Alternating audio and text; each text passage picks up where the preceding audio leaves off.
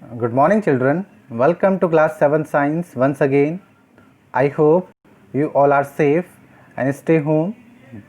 Children, in our previous videos, we were discussing about chapter number 9, that is soil, and in this chapter, we have discussed about soil formation, soil profile, and types of soil.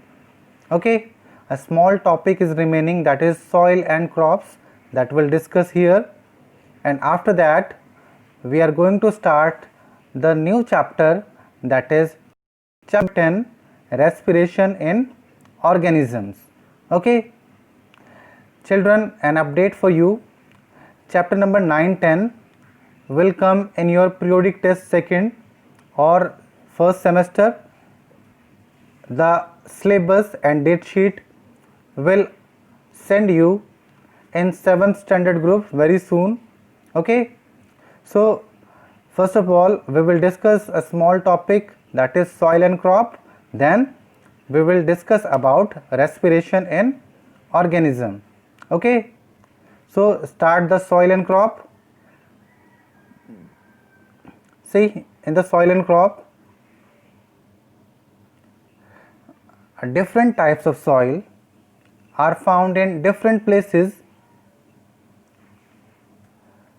The main factor that affects soil profile, that is parent rock, plant cover and climatic condition. Okay, so children, you know very well, in different places of India the different types of soil are there. Okay, some places have the sandy soil, some places have the loamy soil, and some places have the clay soil. Okay, it is totally depend on climatic condition like wind, rainfall, temperature, light, humidity. Okay, so due to that the soil support the life of various plants. Okay, various crops. We are taking some example here, you can see on your screen. The clay soil, that is a very good water holding capacity, I think highest. Okay, it's a highest water holding capacity, so it is good for growing of paddy plant. Okay, clear? For the growth of the paddy plant, the clay soil, that is very good. You can see on your screen the clay soil, they have the good capacity to retain water that is required for growing paddy. Okay, so that's why we can say that for the growth of the paddy plants, the clay soil that have the great importance.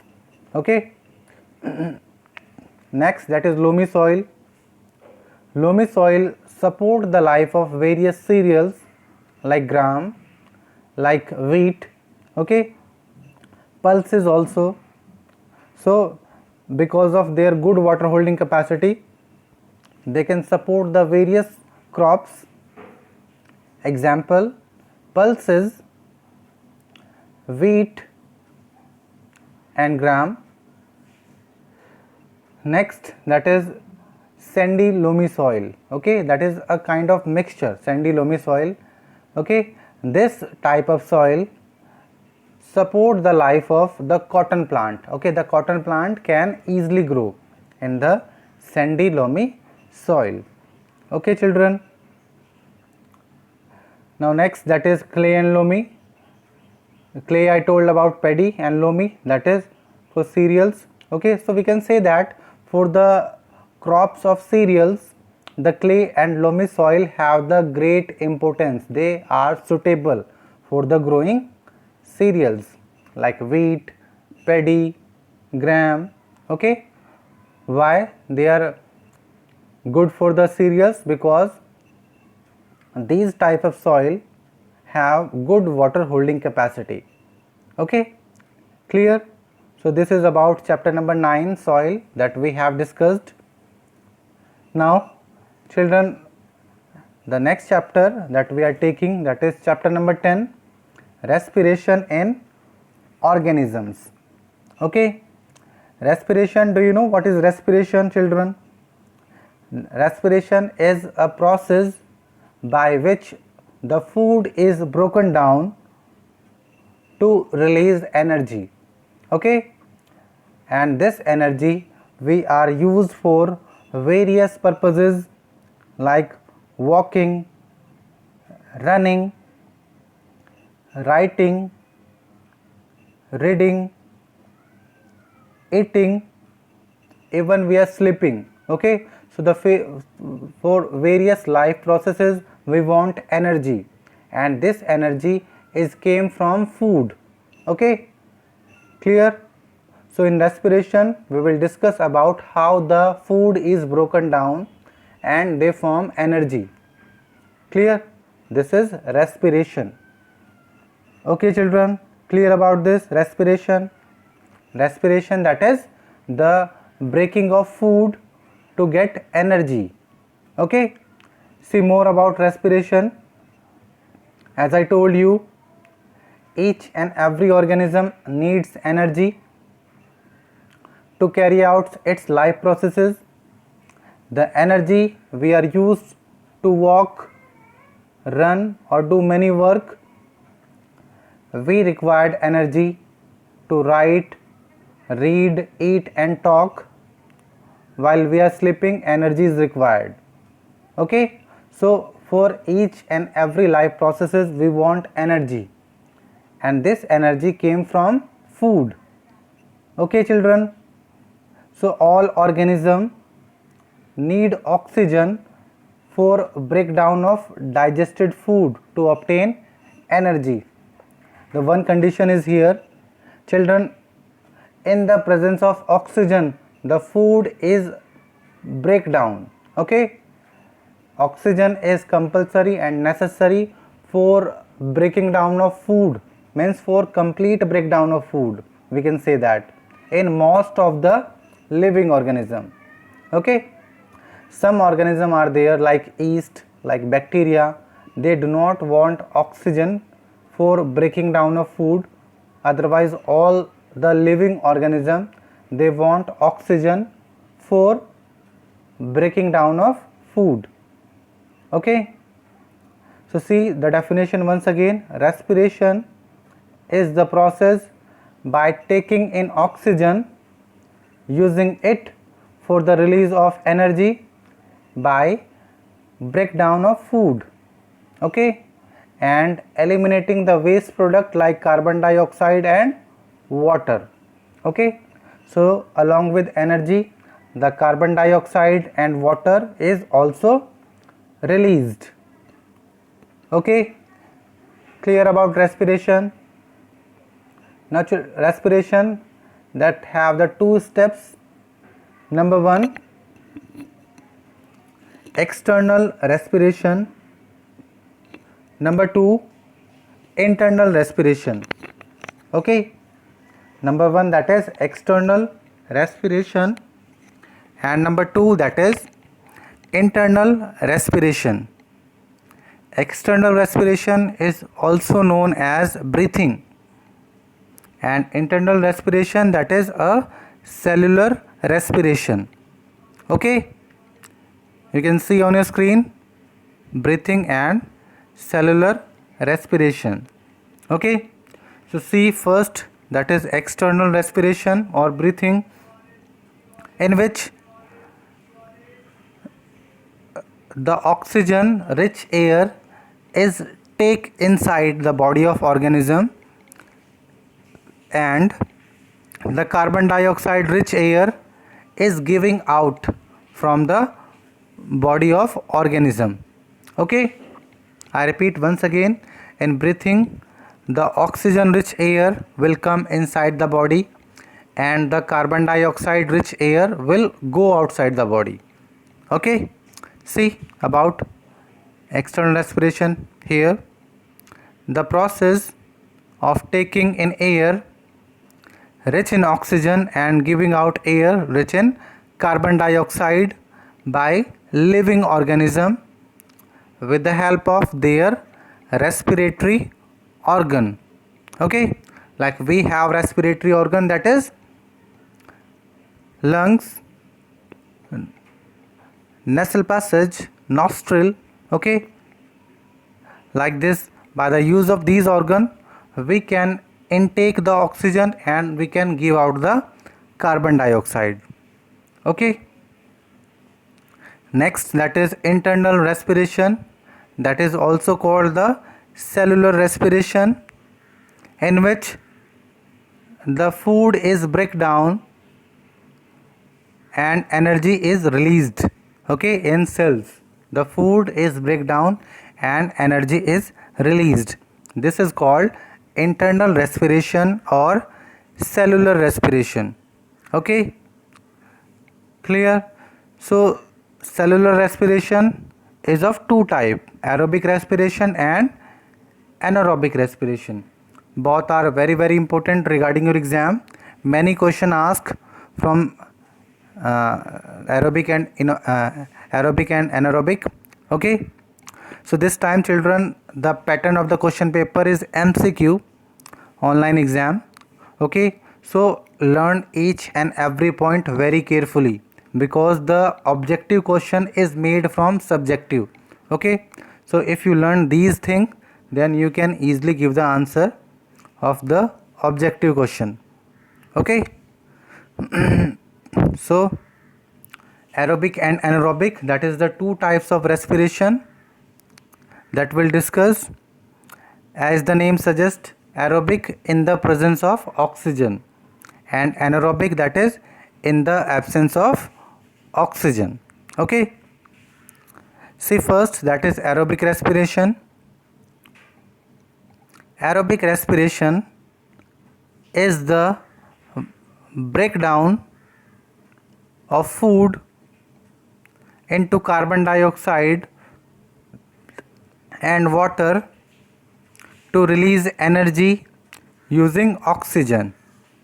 Okay, so if oxygen is involved in respiration, it is called aerobic respiration. Okay, see in the equation, it is a food, glucose, C6H12O6. So in the presence of oxygen, 6O2,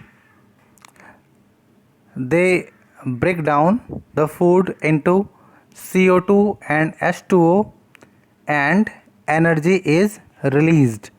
This energy we used for various life processes.